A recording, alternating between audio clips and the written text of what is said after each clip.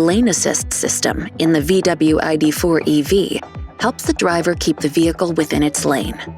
When enabled, the system will activate when driving above 35 miles per hour on roads with visible markings. An onboard camera can detect solid and dashed lane lines and monitor the path of the vehicle between them. When activated, the steering wheel will correct direction slightly if the vehicle approaches a line without the turn signal being activated. The steering wheel may also vibrate if turned on through the infotainment system. If a turn signal is activated, Lane Assist will not intervene unless Active Side Assist detects a car in the vehicle's blind spot. In certain situations, Lane Assist can be turned off by pressing the driver assistance button below the touchscreen, selecting Lane Assist and deactivating, or through the home screen by selecting Assist Systems and then deselect Lane Assist. See the owner's manual for details.